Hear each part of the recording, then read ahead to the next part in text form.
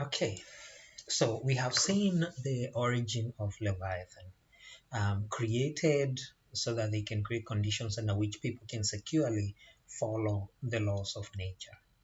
Um, the Leviathan will punish those who disobey the law. They will enforce the laws as agreed upon. And so this is the source of Hobbes' Leviathan. Now, what about John Locke and the state of nature? What does Locke think about the state of nature? Now, so I think, see the beginnings of the insights into what he thinks of the state of nature um, in this short sentence. The state of nature and the state of war, which, however, some men have confounded, are as far distant as a state of peace, goodwill, mutual assistance, and preservation, and a state of enmity, malice, violence, and mutual destruction are from each other. So, the key thing, the state of nature and the state of war are as far distant as a state of peace, goodwill, mutual assurance, and preservation, and state of enmity, malice, violence, and mutual destruction. So, what shall we then um, read into Locke's statement? Does he agree that the state of nature is a state of chaos? No, he does not. The state of nature is as far distant as. Now, so in thinking about John Locke, it is useful to know two things. One, that he was, on the one hand, um, he was arguing against the arguments that were advanced by those who argued that the royal prerogative, who argued for the royal prerogative for divine right of kings. So people like Sir Robert Filmer, Jean Bodin, and again, you will remember that Filmer and Bodin were defenders of the divine right of king, that they ruled with God-granted authority, those kinds of things. Um, so in the two treatises of government that he writes, one, he takes apart Robert Filmer's arguments of this divine right of kings, but in the second part, he talks about where the authority to rule comes from. And this is where he talks about the authority to rule coming from the general will of the people. And so this is where you see the similarities between John Locke and Rousseau, that the right to govern comes from people, not from divine right of king or imperial or royal prerogative or divine prerogative, as people like Robert Filmer argues. Now, secondly, Locke argues that the state of nature is not the state of war. This is important. The state of nature is not the state of war. And so here he actually sort of borrows what might be inferred from Hobbes. So if you say the weather today, the weather can be many different things. But if you say weather, it doesn't necessarily mean it's storms. It can be many things. And so I think here what um, John Locke was sort of doing was um, debunking the logic of the state of nature being a state of war.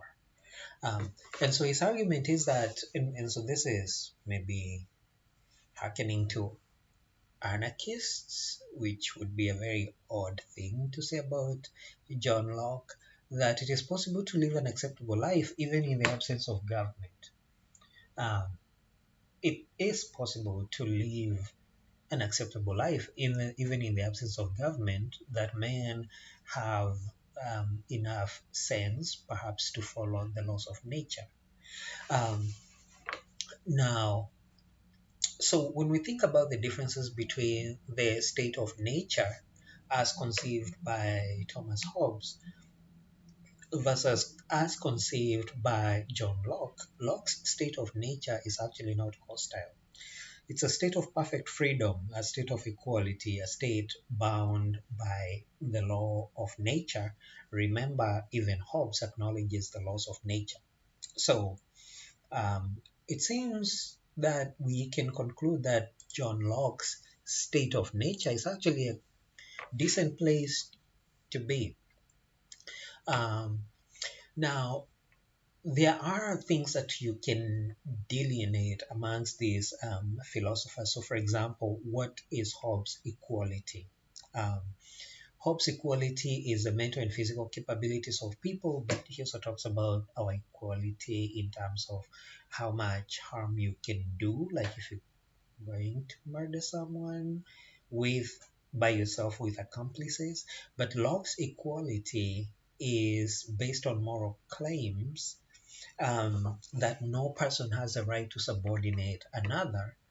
And now, if we add Rousseau's equality, he will say no man has a natural right to subordinate another unless the first man gives him that right. And even then, it is questionable if the right exists because um, yeah, it gets complicated, but it's sort of like nature does not allow man to subjugate another. Now, Filmer's equality, on the other hand, is that there's a natural hierarchy, and so if you think about the fiefdoms, so think about the knights, think about the feudal lords and the peasants. So you had but also the religious order. So there was a natural order. So like the lord was clearly above the peasants and the people who lived and worked on their farm. The knights, knecht or chevaliers, were above the commoners. And so in Filmer's world, the kings, then of course, because they rule by divine right, are above commoners.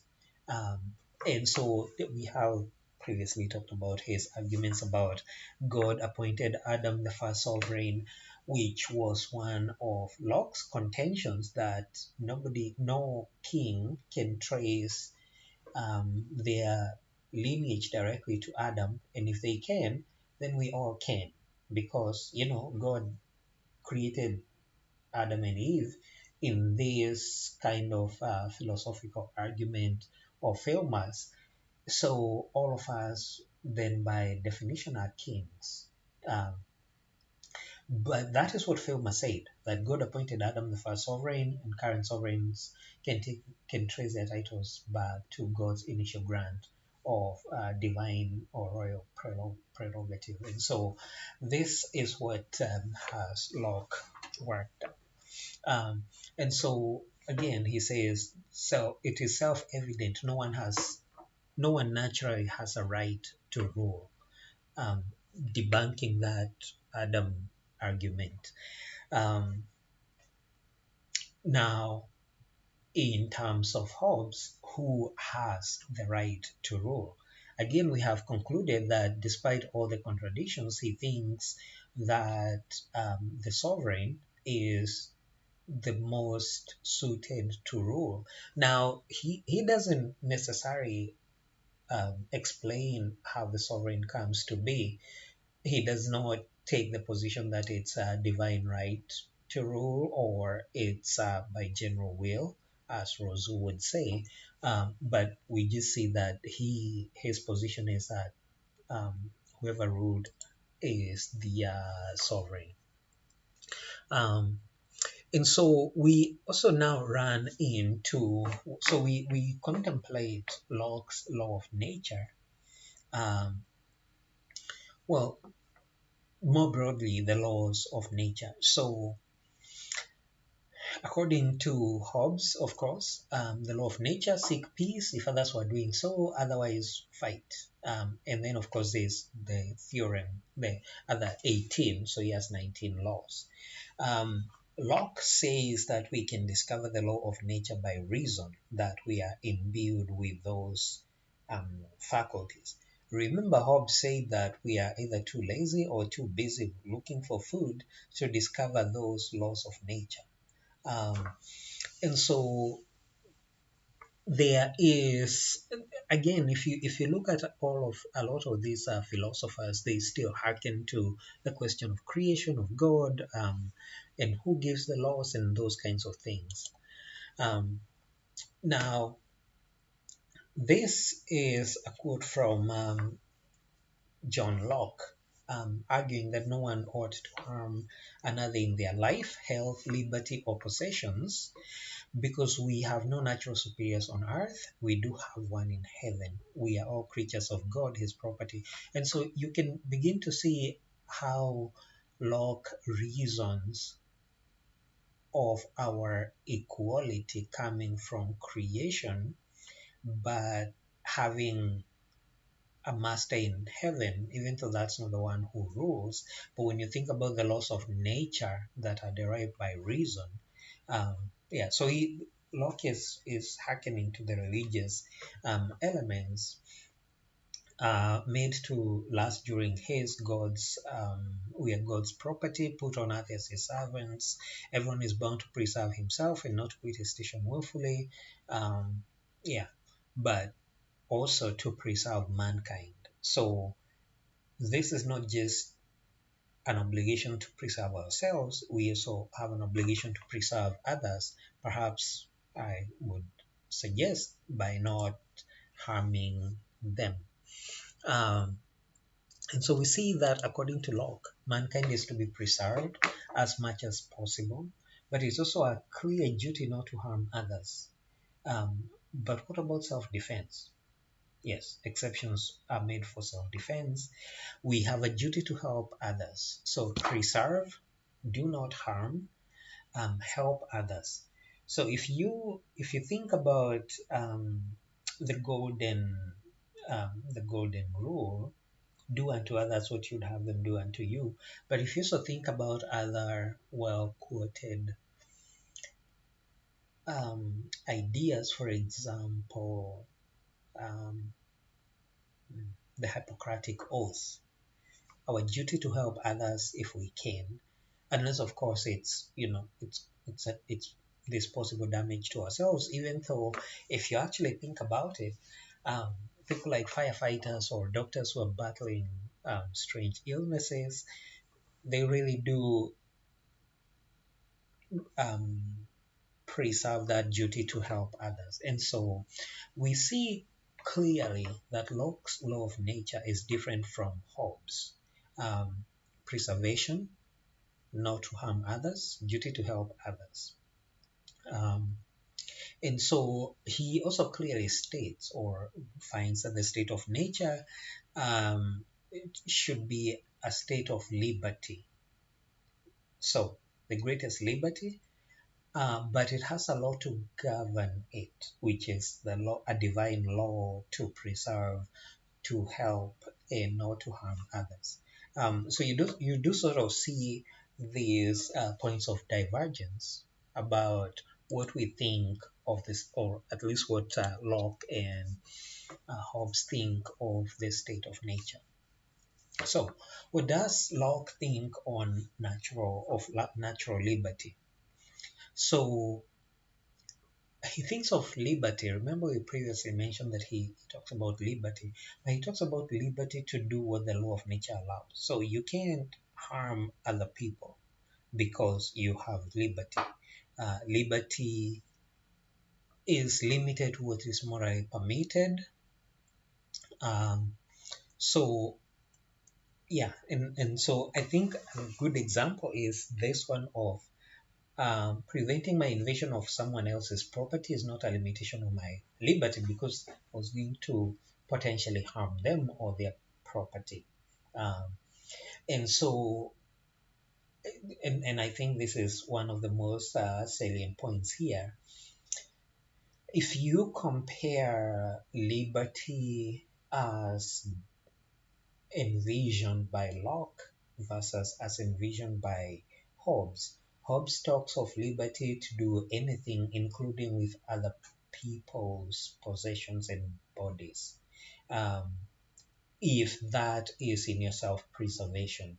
But Locke limits the liberty to restricting our behavior. And so I cannot go to, take other people's stuff and say, well, I'm doing this because it's good for my liberty and it ensures my survival. um, and so, yeah, we do not have the liberty to do everything. We have the liberty to do what is morally permitted. um, and so this is a limitation on liberty, but also acknowledges that people have, acknowledges morality, acknowledges the law of God, acknowledges um, that state of nature is not just chaos, it's actually limited. So even in the absence, so in the state of nature, which according to Locke is a state of liberty, where we have the right to do what nature, the laws of nature allow, we have a moral duty to restrict our behavior. So you do see Locke speaking to morality. The state of nature can be subject to moral assessment. And so if everyone is bound by the law of nature, which actually makes sense, and you're following the law of nature and you're not invading other people, according to Locke, then it seems to me and us that maybe liberty is not a terrible thing. Maybe the state of nature is not a terrible thing and doesn't need to be a state of war, because we have this moral duty to restrict our behavior as nature instructs. Um, Now, but who enforces the law of nature? Because while, yes, God may be the sources of the laws of nature are heavenly, um, the law of nature would, as all other laws that concern men in this world, be vain if there were no body in the state of nature, that in the state of nature had the power to execute the law and therefore preserve the innocent and restrain offenders. Because even though and this is perhaps very instrumental in thinking about the breakdown of the laws of nature. So this is a terrible subject to even think of, but think about crimes that are committed against, say, animals or pets or children. While in the state of nature, according to Hobbes, we would be able to maybe protect ourselves. Actually, one of the worst examples of the state of nature, according to Hobbes, is when we can do those things that we feel are or further our aims. Um, so some parents will not treat their children well. Some strangers might, have other terrible ideas. And so in Hobbes' state of nature, we need the Leviathan to punish those. In Locke's state of nature, where we have liberty, in theory, our morality should prevent us from doing those things that harm others.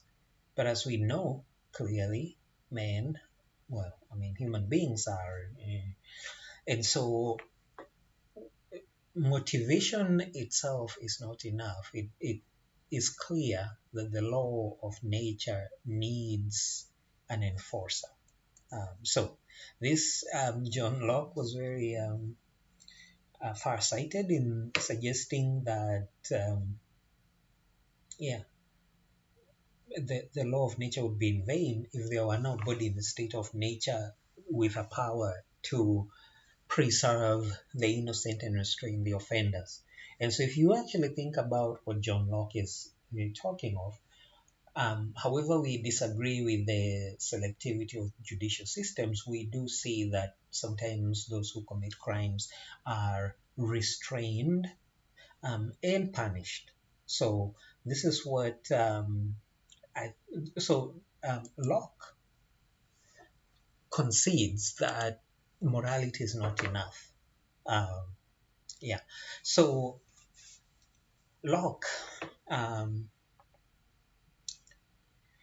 thinks about these issues, I think, critically, and talks about how we enforce the law of nature and the need for someone to enforce the law of nature.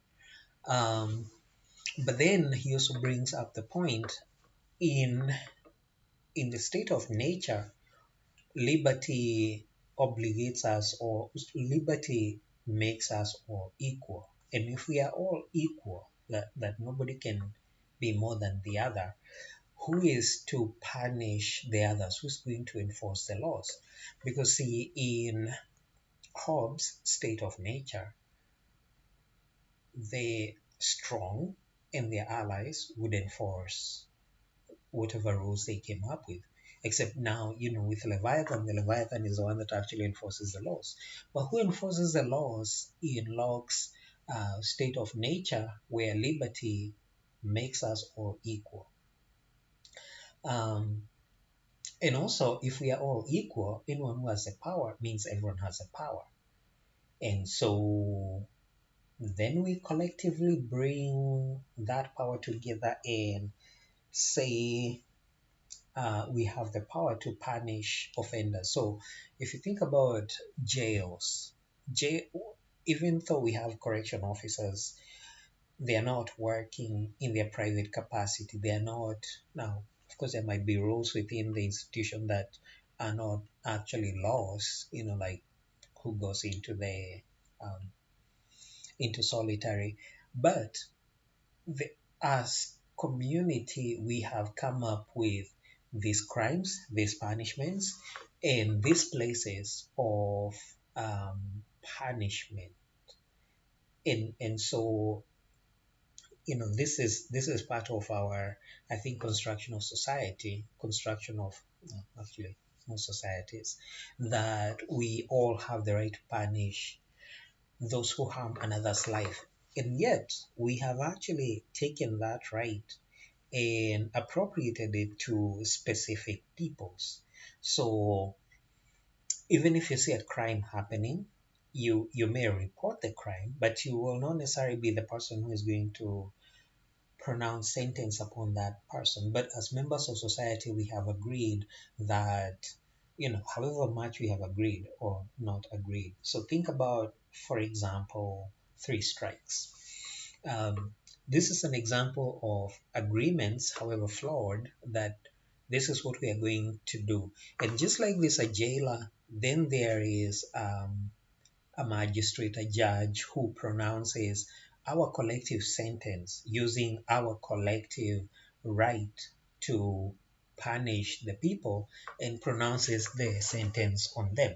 Um, so, yes, we all have a right to punish those who harm others' lives because we exercise this equality that Locke thinks about. Um, Now, there's another element that I think is very important for to consider, especially from Locke's perspective. So think about if we abrogated to ourselves the right to punish those who do things against us. And again, if you think about the three major monotheistic religions, so for example, in Islam, um, some punishments are very, shall we say, traditional. So if someone who steals might have their hand chopped off, um, which is, according to some of us, maybe more torture than needs to be in this human condition. But so the question, I think, is the right of society to make offenders pay for their offense cannot be left to the person to whom that crime has occurred. Um, so think about people who commit crimes towards, say, children or disabled peoples. We don't know that those individuals can be have the wherewithal to exact the same kind of or the punishment that we have allocated to those crimes. But I think especially Locke makes very clear that for if someone is murdered, who would then exact punishment on their behalf because they are not here. And so we then make it a community affair that even if you murder someone and under these conditions, then you're going to pay a price for that. And so you know the idea that enforcing the law gives peace a chance is very well reproduced in Locke's D. Yeah. So, but also, as I mentioned, some people are too weak to extract retribution from the offender, and so who has the um, who? How do we extract those? Um, I think, especially the argument about uh, murder is very compelling, but also if you think about little kids who um, may come to great harm, we don't think that they would be able to exact revenge. And so these are the societal agreements that we have come to, that we're going to punish offenders, not only to make reparations, because again, if you have heard of people like who steal from other people, they might actually be asked to return the money. But also it's a way to discourage others. Now, this is controversial. For example, if you think about the death penalty in the US, does the death penalty make it discourage people from committing crimes for whose punishment is potentially capital punishment? Now, the, the evidence on that question is all over the place. Um, so if you think about murder, don't think about murder. But countries in which the availability of certain tools, for example, guns, they have higher rates of murder. And so maybe it's not the question of whether you're executing um, convicted murderers that changes that. It's probably more of an availability of the tools of carrying out those crimes. Um, but so the point is that transgressions are punished to a degree so that others, so it not only teaches the offender the lesson that society hopes that they do, but also others are discouraged. Um, Although that is not, it's not necessarily clear that that is a discouraging factor. I think there's more to the choices that people make than just being terrified of punishment. Now, so Locke then talks about what is referred to as the executive power of the law of nature. Um, and so the idea that everyone in nature being equal has the power of the law of nature, and that people can get together and assist to bring justice to the victim and the villain to justice. And so when we put our collective power together, then we have the collective power to do these things and to appropriate it to certain places. Um, Yeah, but so again, and this becomes one of the most previously, I asked you as a class whether you have consented to be subject to the laws of the United States. And we agreed that a lot of people don't get asked. Um, you know, some people actually go to other places to specifically violate the law. But also some of the things that people do don't think they are violating the law. But so if you haven't consented to the laws, can you be punished for them? Um, but also, if most Americans don't consent to, for example, uphold the Constitution and obey the laws of the United States, should they be punished? There are other arguments about being a member of society and living in that society, and by that definition, agreeing to be bound by those laws. But that's probably a discussion for a different time. Now, so if the law of nature can be obeyed, according to Locke, um, we can then assure private property. Rights can be secured like private property. Now, and he makes a very interesting argument that God didn't put us on earth to starve, that we starve less if we consume objects like food, and that we thrive if we can make those objects like food and other stuff, and that we should be able to exclude others from our efforts. Um, and so it's here I would like to invoke traditions that a lot of African societies had. And so we a lot of emphasis is put on private property in the West. So like, life, liberty, and the pursuit of happiness and property and those kinds of things. There are collective agreements. For example, if you're passing by my farm and you're hungry and you're on a journey, you can go into the farm and eat things. Just don't carry them.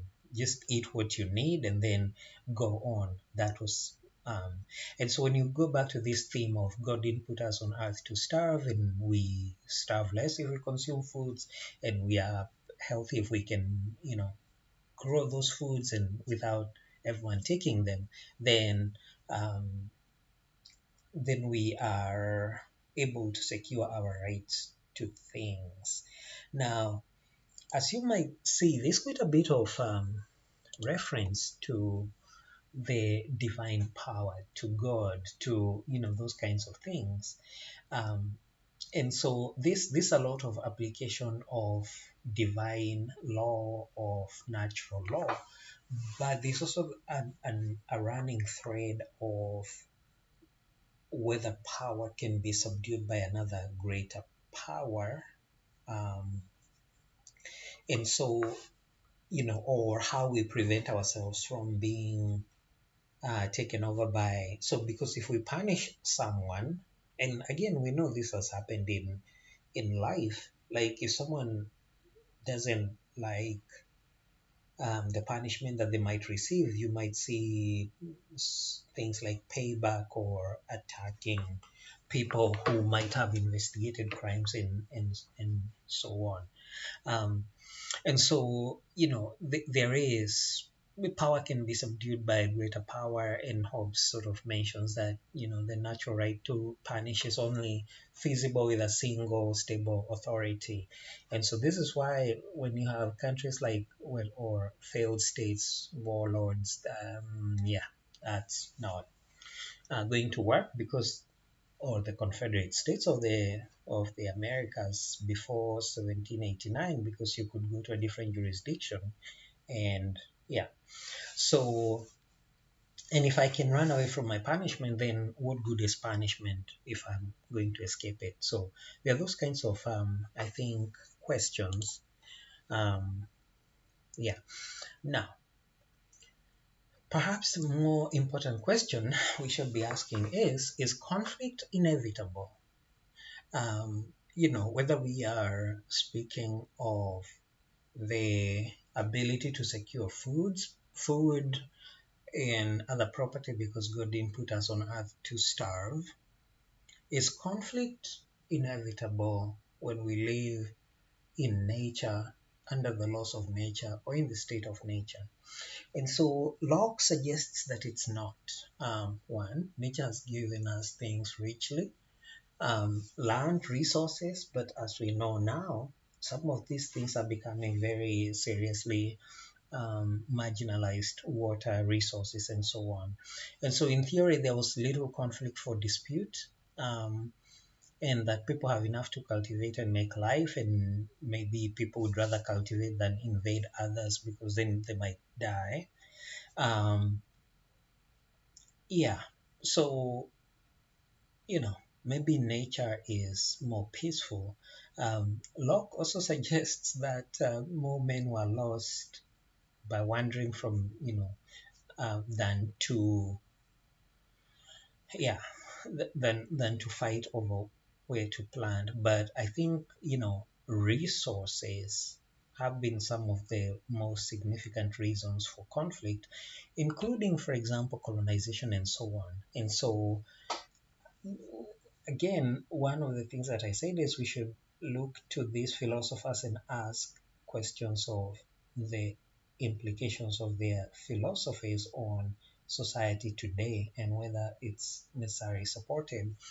Is nature bountiful, or are resource wars some of the worst today? And so, again, if you're thinking of agrarian societies, maybe resource wars are not, yeah, resource wars are not a thing. But Locke then began to sort of think about states and the state of peace and, those kinds of things, in asking whether states are less peaceful than was imagined. Um, and again, if you think about the past maybe 300 years, can we say that maybe the state, when constituted, has been one of the most aggressive units, taking over stuff? Think about, um, over the past maybe few years, we've heard about Karens calling police on people for doing everything. Um, but sometimes when you think about these things, we are talking about entitlement: who can be where and who cannot be where, doing what, why, when, where, with who. But also the notion that administration of justice is, now, so there is, I think, an imagined equality of people, but this is not always the case. I'd like you to look up the case of a young boy in England. His name is Awab, Awaab, died at less than 2 years of age from mold, because of the kind of housing they lived in. But so, and immigrants and poor and black, and so there are questions about these kinds of things. Is justice? What does justice require? What is punishment? So it seems to me that sometimes these philosophers are only thinking about certain cultural, societies, and they're not necessarily thinking about others and the differences in these societies and what justice, punishment, means. And so I think, for instance, if you think about the history of the United States with slavery, um, some of the disagreements have been over even who is a human being and who has entitlement to what. And so Locke talks about it is not so much that we will squabble over goods, but that we will squabble over what justice, on disagreement and interpretation of the law of nature, including pertinent questions like who is human? What is 3/5 of a human being? What does that even mean? Um, The question of whether even offenses have taken place, because in some societies it's not necessarily an offense. Um, but again, harkening back to being doing things while black, it's become a thing which is not really a thing. Um, but so administration of justice has been a source of dispute. Think of Emmett Till. The nature of justice. Think about the civil rights era, and so maybe the state is not as specific as Locke wants to, you know. Now, so his idea that conflict stems from abundance followed by scarcity is not. These other reasons for conflict, and so he talks about before money, people had no need to take more land because what could you do with it? But now you take more land and either you sell it or you rent it out to people to do some farming. But again, if you think about what he's talking about, this is very simplistic stuff, money and non-food stuff that won't spoil, even though you can store things, but also things like oil, which fuel industry and factories and those kinds of things. Um, and so, peaceful state of nature, as he suggests, can become conflictual, and we have, I think, seen this very significantly. Now, so we have talked about the state of nature. Um, we have looked at the perspective that is advanced by Hobbes on the state of nature, the chaos, the lack of authority. We have looked at the state of nature as advanced by John Locke as a place of morality. We should now be taking a look at the state of nature as advanced by our third philosopher, Rousseau, and we'll do so after a short break.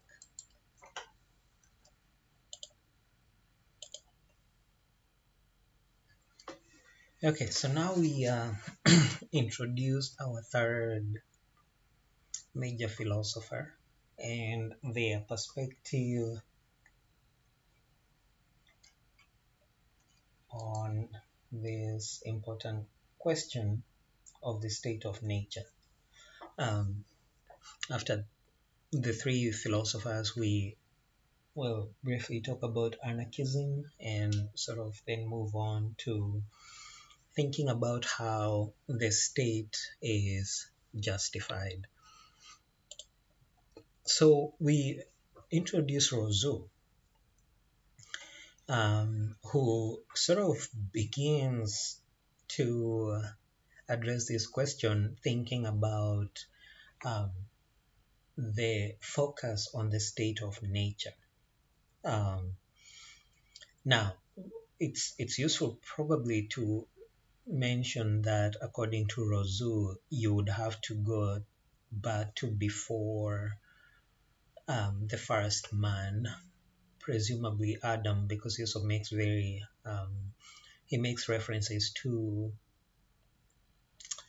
the question of creation. So he talks about needing to go to before the first man, Adam, to find the state of nature. And so in this, you see him lamenting that the philosophers who examine the foundations of society have all felt the necessity of going back as far as the state of nature, but none of them has reached it. So, sort of alleging that you can actually, we don't know a time when man lived in a state of nature. All of them continually speaking of greed, oppression, desires, and pride transferred to the state of nature ideas they are taken from society. They spoke of savage man and depicted civil man. And so this is sort of, it's not even a chicken and egg question. It's sort of like, can we imagine a thing that hasn't been? Can we imagine an America without racial um, justice issue, and how would that look like? So it's almost like we're looking back and looking at the vices that society has now and attributing them to a time when there would not be the Leviathan or the state. And so Rousseau's central question is it even possible to have that reality? And so, but we see him introduce a very interesting concept here, savage man. In civil man. So what we are talking about is now is, or what he refers to as civil man, who is full of, who observes the rules and regulations and so on, as opposed to savage man who would not, who would be maybe this in the state of nature. We will see how he thinks about savage man, but I want to preview here by saying savage man, according to him, is benign, but he exists before um, before the ideas of even community, of society, of centralized government. So that's quite a bit. It's going back some. So this is Rousseau, and he, contrary to what Hobbes speaks of, the state, life without a state, he doesn't see that as necessarily a chaotic thing. You will see that Hobbes sees it as a state of nature, war of all against all. Locke says it is possible because we are led by the laws of morality and nature that even without the state there can be peace. Rousseau suggests that it might actually be an attractive possibility. And sometimes, if you think of some states like North Korea, you're like, I don't know, maybe not having a state isn't a terrible thing. But um, what so Hobbes, by saying that people continually seek felicity and power to satisfy desires, and that causes fear and suspicion and scarcity and then war. Um, So Rousseau asks us a very simple question. What if Hobbes was wrong? What if people are naturally good? And again, we go back to what I mentioned before. Are we thinking of um, a state of nature that is so negative that we fail to see that people are not necessarily driven to evil? This is, I think, what Rousseau is asking, what if people are naturally good? Um, and here I invite us to think about our own lives. Do we only do those things that benefit us, or do we do things that are good for other human beings without our expecting any benefit from it? Um, Now, my sense is that yes, we do. Um, that people are naturally good. They spontaneously desire to help others whenever they can, that we offer each other mutual aid and comfort. And so, one, I think of now, we may not think about this in just, general life, but think about instances where there is um, conflict or disagreement, or if actually maybe more like a tragic thing. um, do we rush to help or not? And so I think Rousseau is onto something here, that perhaps there's more to humanity than just greed and selfishness um, and wanting to harm other people.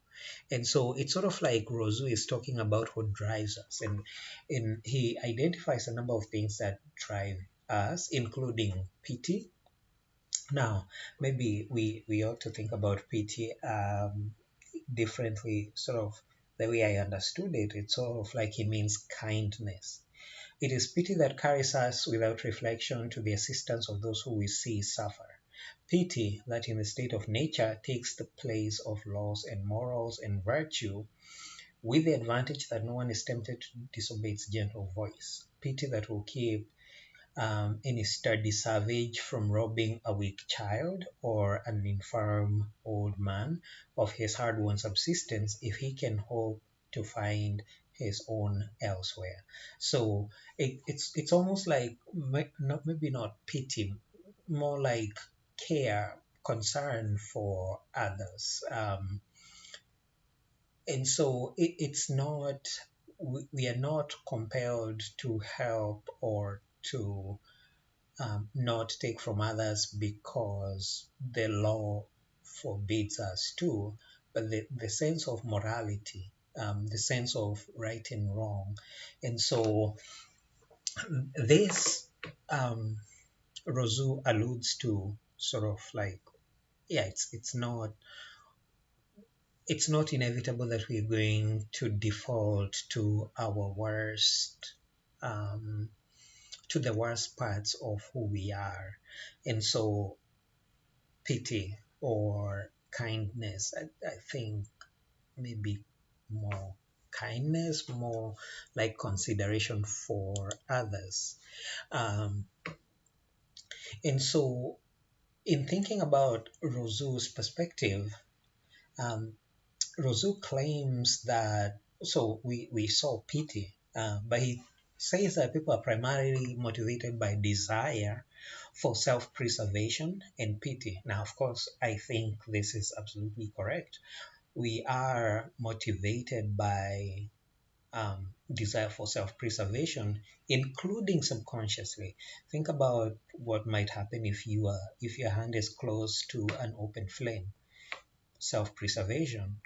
But beyond self-preservation and maybe the preservation of those that are within our circles, maybe that care, concern, and so, but also, if you think about, say, something that you see happen, especially right now, thinking back to UVA and some of the recent events there, even when we don't necessarily know the football team at UVA, even when we've rooted against them, we don't we are loath to see others suffer.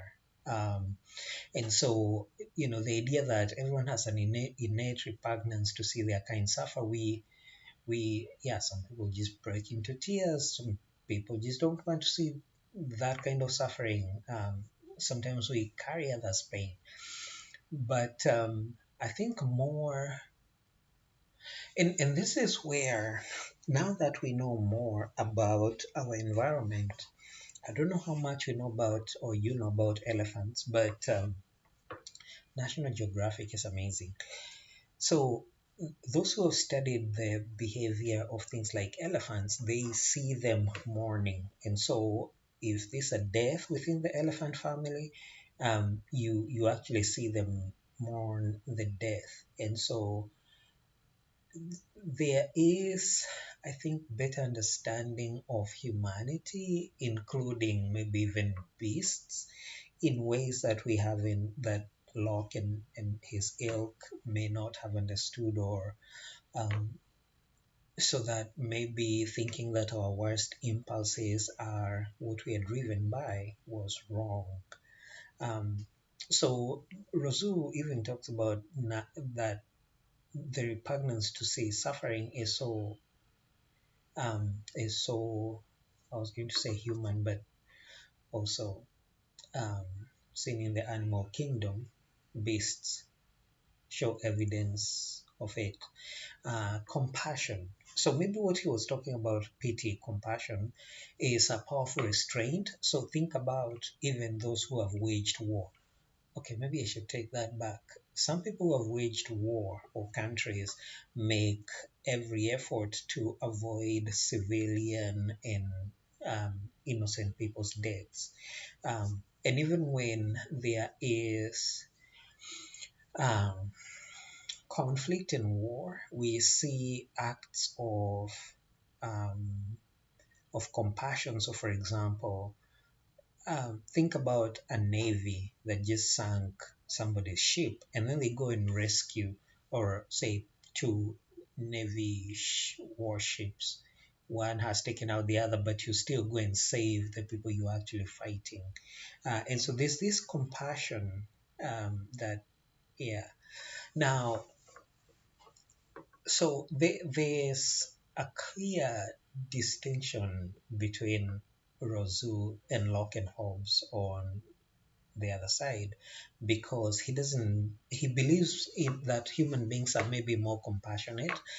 These two, um, are thinking about. Now, we talked about the state of nature. Where can we find the state of nature? And, um, in thinking about what Rousseau describes as, some of these traits can only be seen in the state of nature with the noble savage. So he introduces this idea of the noble savage and what kind of person, human, the noble savage is. And so the easiest, most perhaps, the closest that Rousseau comes to defining this noble savage is the account of James Cook when he met Australian Aborigines. Now, without even knowing too much about them, but also remember what people like John Locke thought of the noble savage and where you could find the noble savage in 17th century America, maybe in Africa, Australia. And so we're talking about Aborigines. They live in a tranquility which is not disturbed by the inequality of condition. The earth and sea of their own accord furnishes them with all things necessary for life. They covet not magnificent houses, household stuff. They live in a warm and fine climate and enjoy a very wholesome air, so that they have very little need of clothing. And so, at first glance, you're looking at this, and it seems to me that James Cook is suggesting that people should be disturbed by inequality of condition.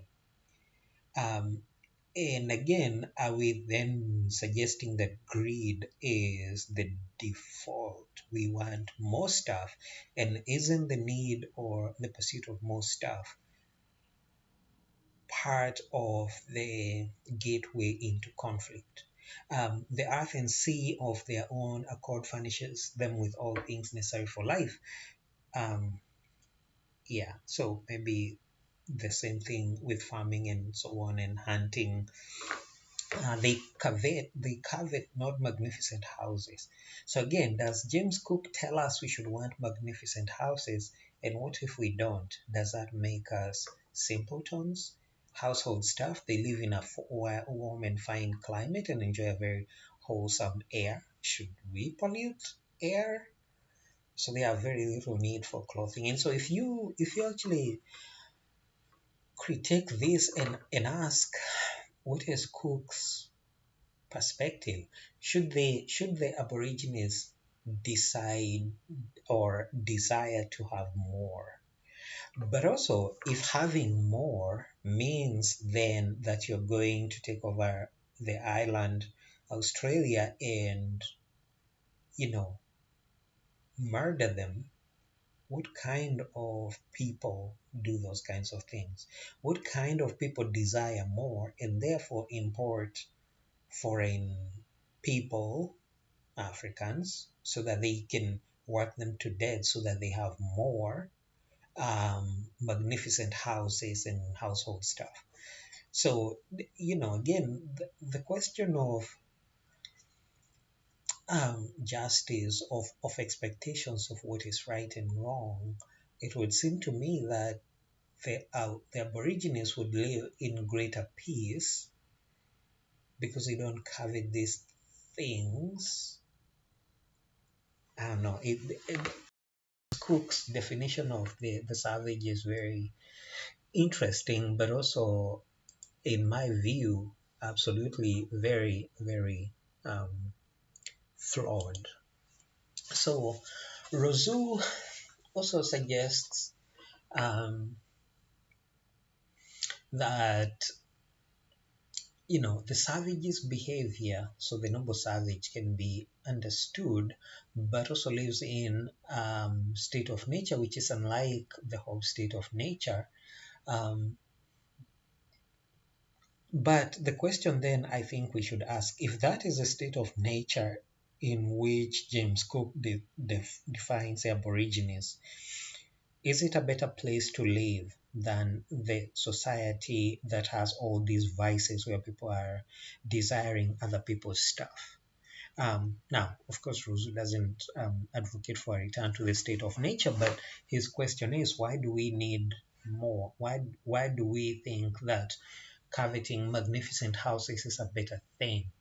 And so this Rousseau is conflicted about civilization. He does believe in civilization in progress, but he's also conflicted, and one can probably see why if you think the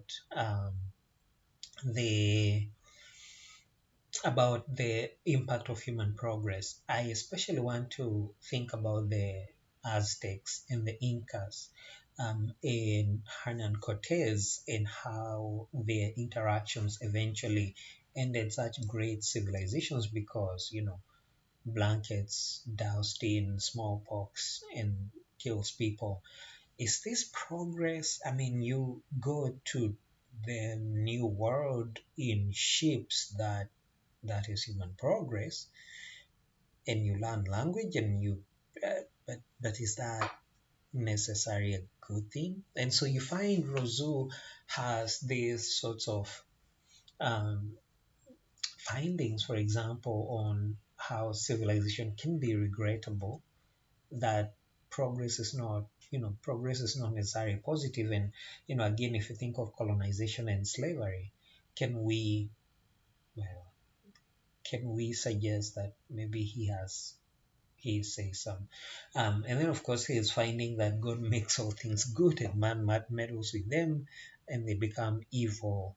Um, yeah, that development of arts and sciences corrupts more than purifies morality. And one can begin to see this, well, maybe not morality, but also think about the use of the atomic bomb. And so this is progress of science, but was that good for humanity? That is very highly debatable. So yeah, so we can, even in the state of nature with the savage man, um, with thinking about compassion and pity, we don't, as humans, we don't harm other people because, we have an aversion to harming other people because we also have sympathy and it upsets us. And so, you know, this he looks at this as some of the most important things to a human being. And so, when he's thinking about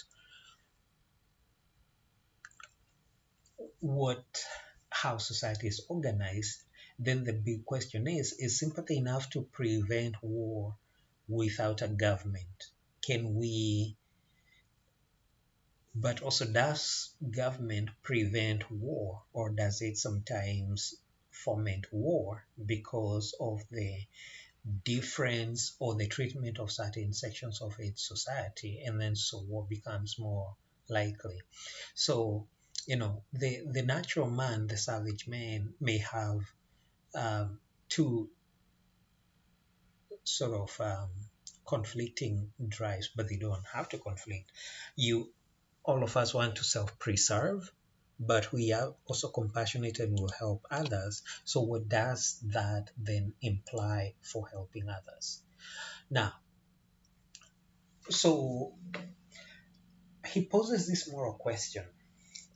If another has what I believe to be essential for my preservation, but I can only take it by causing harm from them, what would I, or rather this noble savage, do?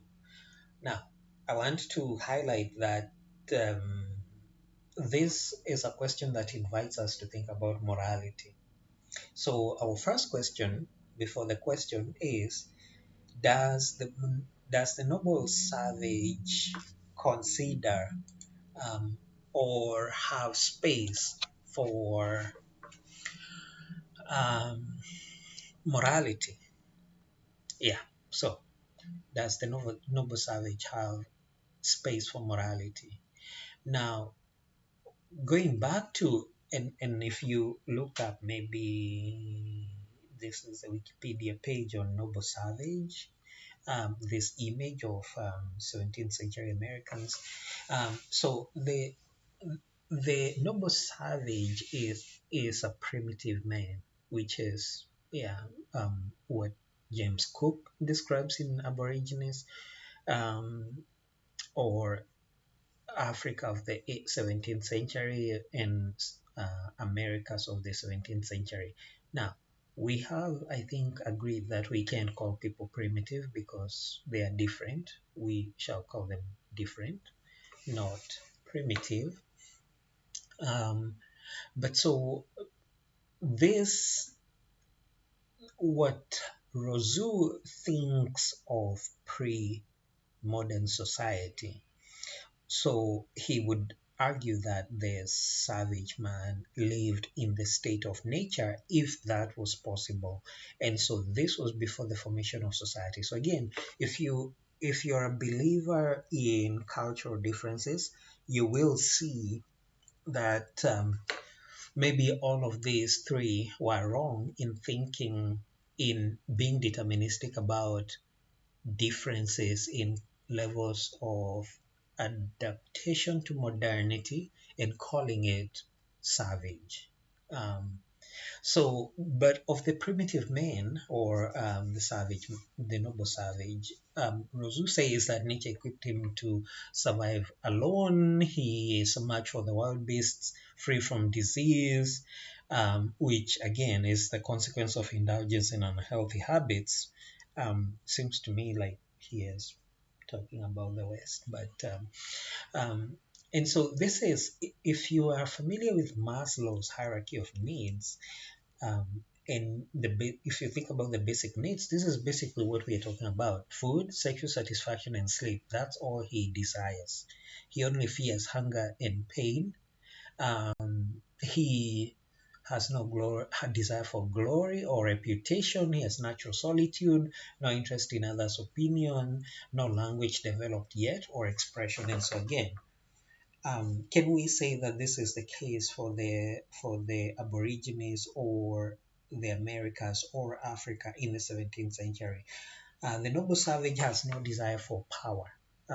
So again, some of this is Rousseau never made it to the Americas. James Cook saw what he saw and said what he said, but we can't always say that he was right. And so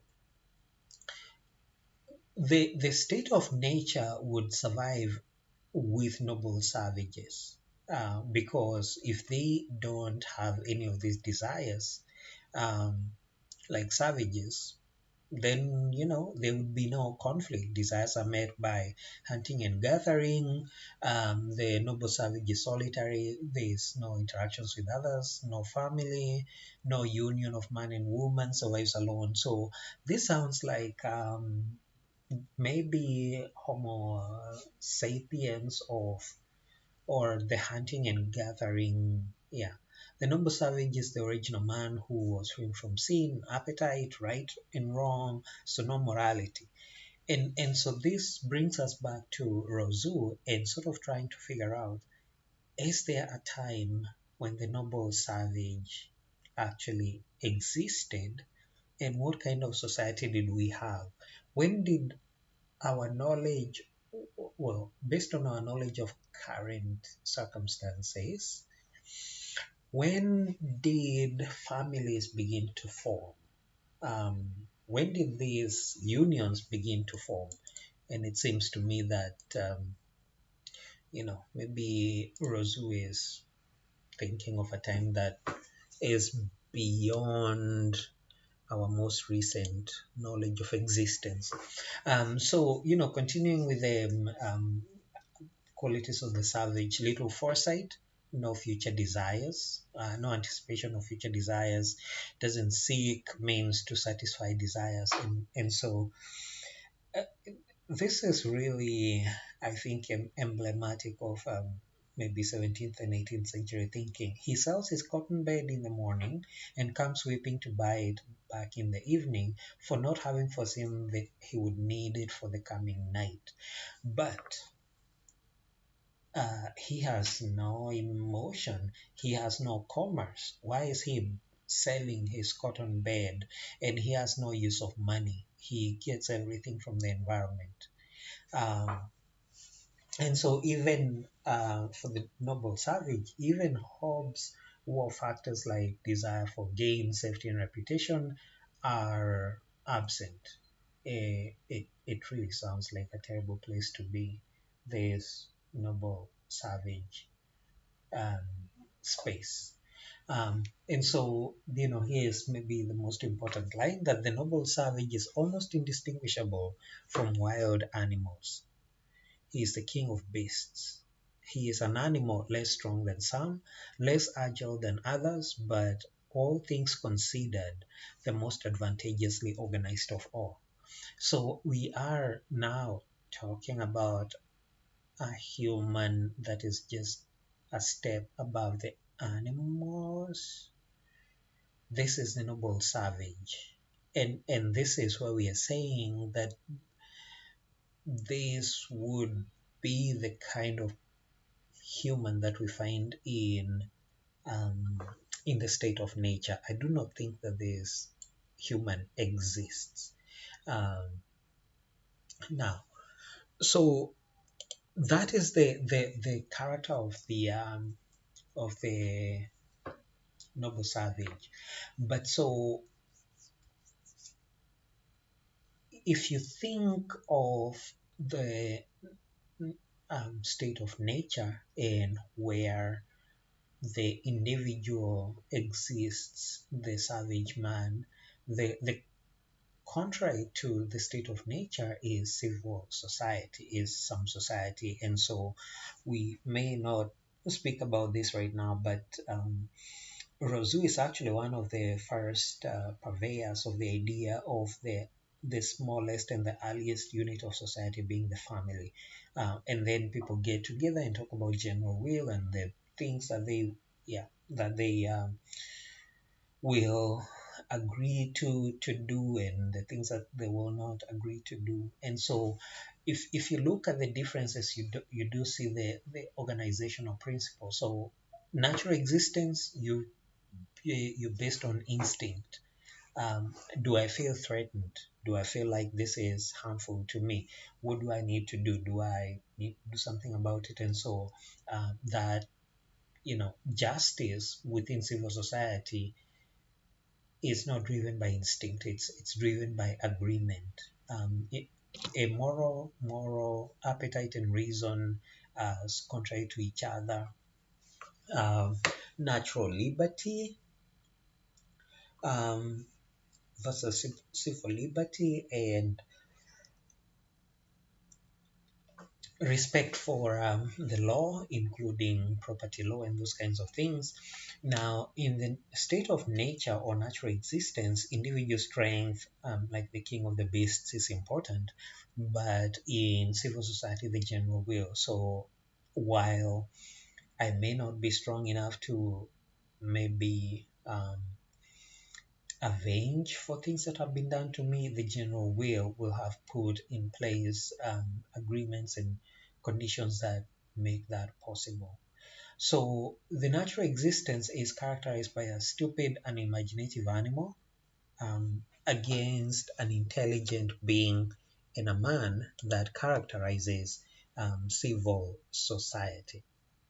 And so it's useful to maybe think about the summary of the contrasts between natural and social existence.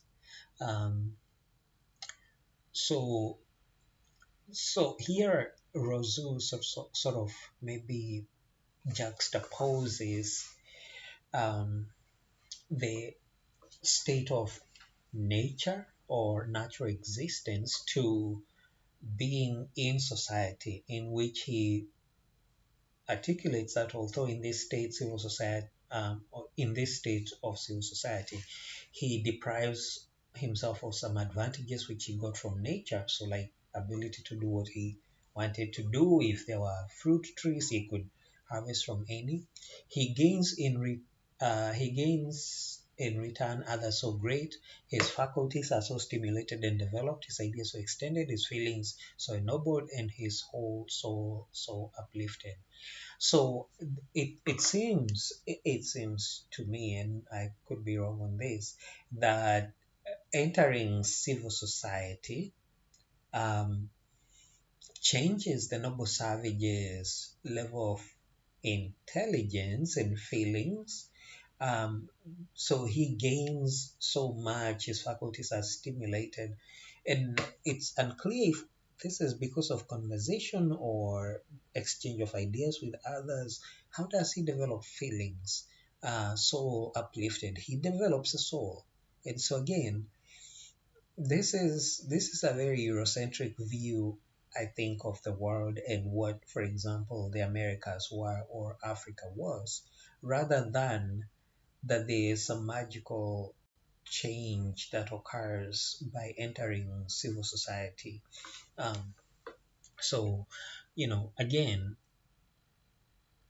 he goes from a stupid, unimaginative animal, Rousseau's words, into an intelligent being and a man. But again, we don't know how much time has developed and what has intervened in between, or he has just left the solitary life and entered Rousseau's smallest of the natural societies, that is the family, and how this somehow magically moves him from the state of nature or from living in nature to and being the savage man to now being the intelligent man. It's not quite clear how this occurs, but again, betraying Eurocentrism in how we thought about. So remember earlier we mentioned that Rousseau is pessimistic about the outcomes of human progress and doesn't think that it's always necessarily been a good thing. Um, he regrets that we've advanced too far, so we can't return to the noble savage place, although that I don't know is preferable. He also talks that about, well, there are these regrets. We have two attributes that are important, and these are free will and the capacity for self improvement. Even though capacity for human improvement is both a good thing and a bad thing, in that it's a source of human progress and misfortune. Um, but I think we ought to concede that Rousseau's state of nature is maybe Paleolithic.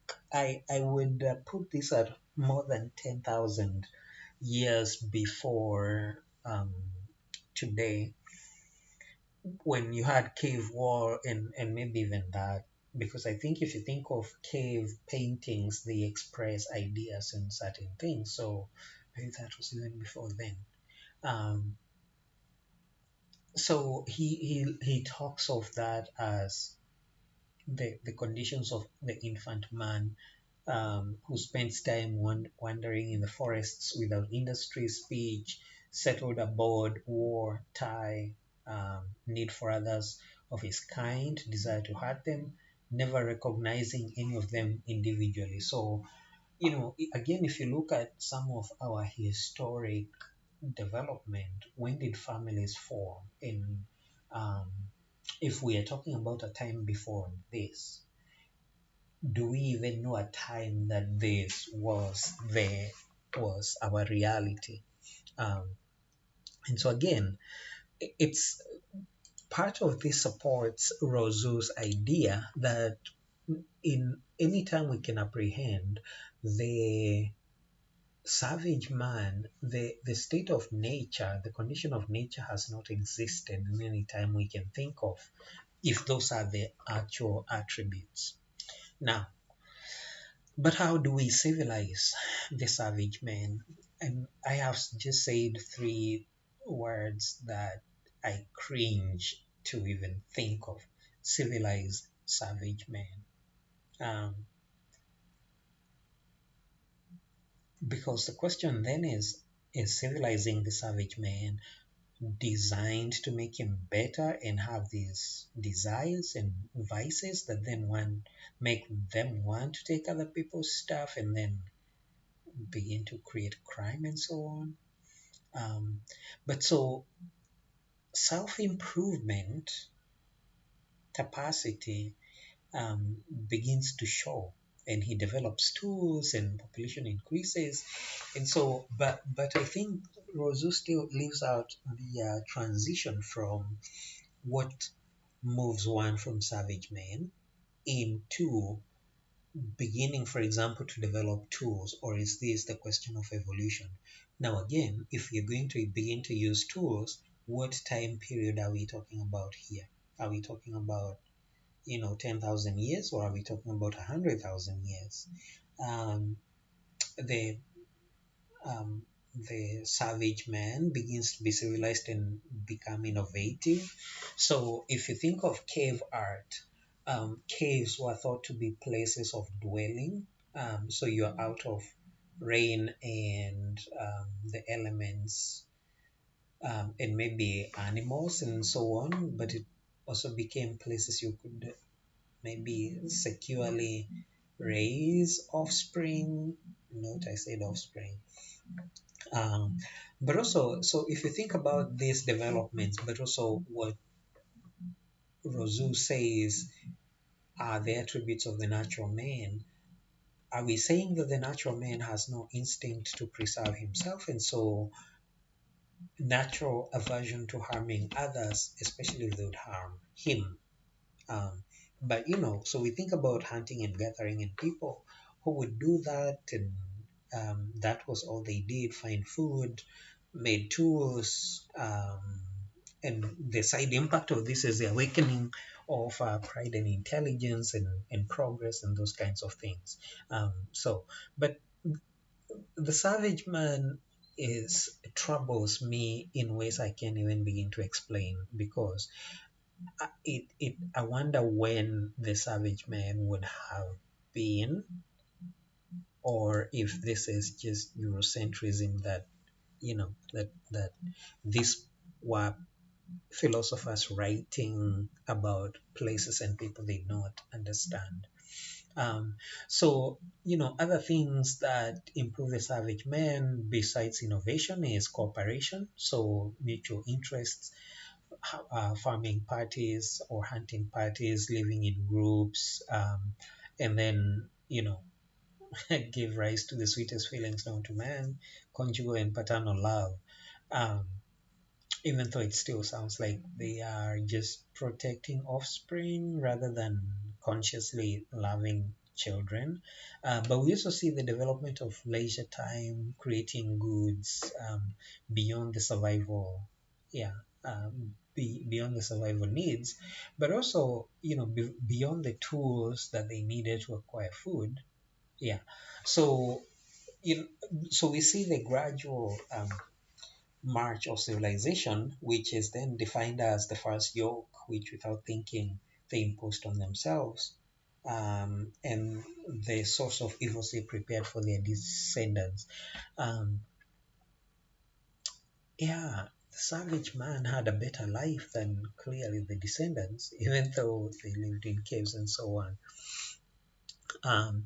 So we then arrive at the paradox of social negative societal elements that were introduced by these civilizations, such as language, comparison of talents, um, pride, shame, envy, and those kinds of things.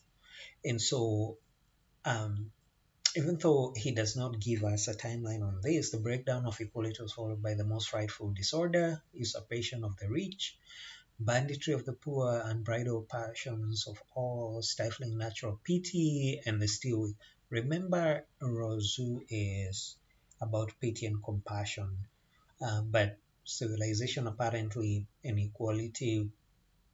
Civilization brought down the breakdown on equality, which created perpetual conflict, which led to fights and the most horrible state of war. State of war.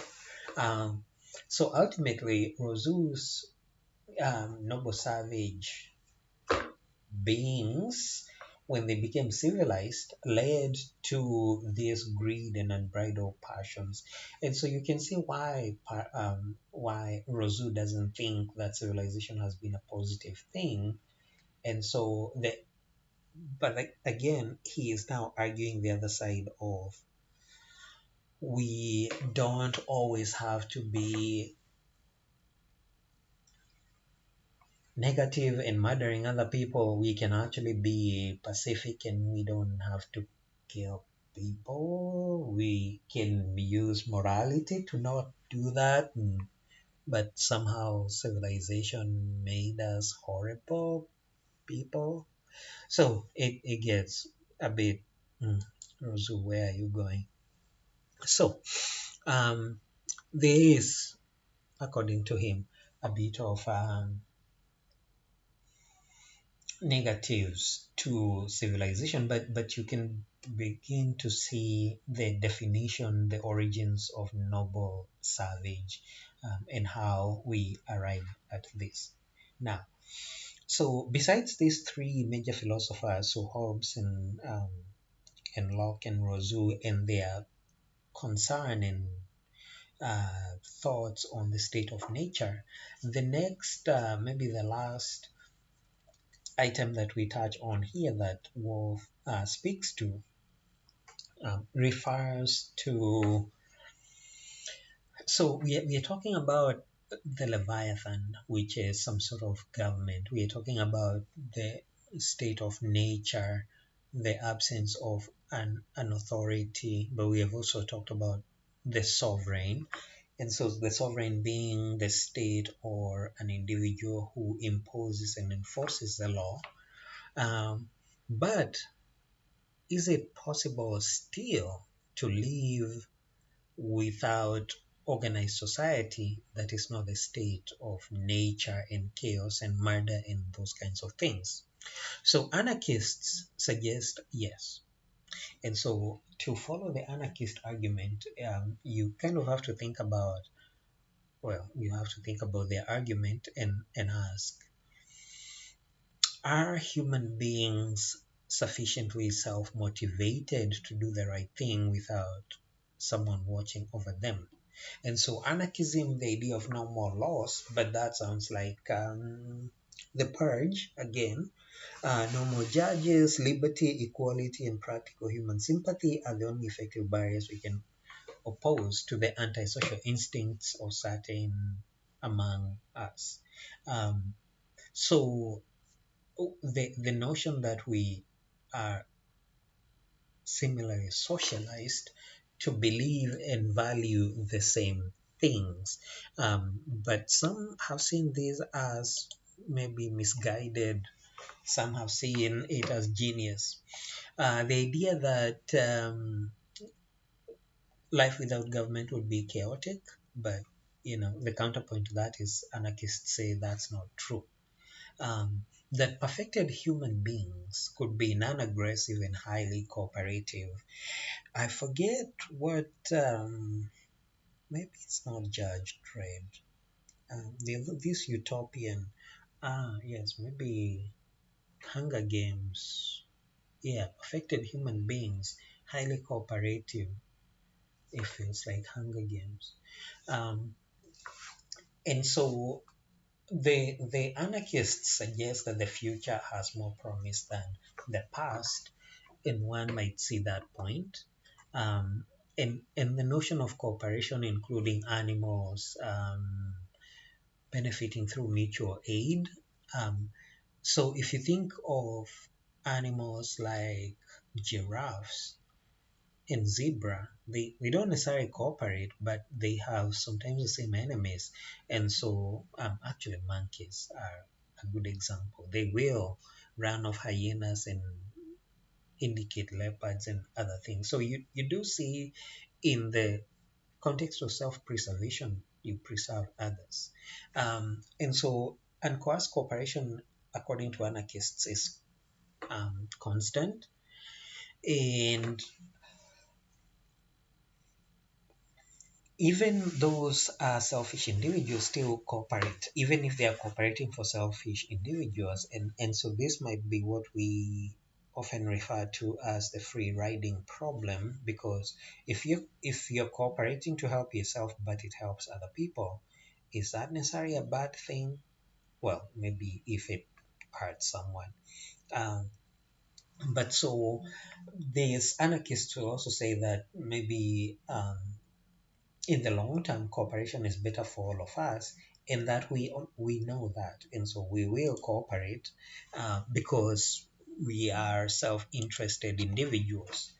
Now, so then there are arguments that okay, maybe most people might be good people, and there's nothing wrong with them, and they can cooperate and so on. But what about the bad people, the bad apples? Um, Now, anarchists will say it's if they are rotten apples, they are created by government. This is a very interesting argument because um, whenever laws are created, it seems to me that there's an opportunity for lawbreakers. And so, you know, if you're creating laws, if you say the speed limit is maybe 95, maybe the car makers should have cars that don't exceed 60, so you can never actually break the law, and then humanity is better off. So I don't know, it just feels like, yeah. Anyway, so government is created as a remedy for antisocial behavior, uh, but they see the government as the cause for antisocial behavior. And so if you remove government, then you remove, um, yeah. Now, there's a great question of whether relying on natural goodness of people is utopian and extreme. And I think I'm not going to trash talk Portland, Maine, but not Maine, Oregon. But so if you sort of this think about this anarchism, but even within anarchists, there's sometimes order. Um, and so the argument is that there are sources of social control. So think about groups and pressure groups, friends, public opinion, reputation, gossip, those kinds of things. Um, is is the counterpoint to, so it's not the fear of the law, it's the fear of the group, or yeah, the group regulates some of these things. But we also see some anarchists argue for the need for expert authority in society.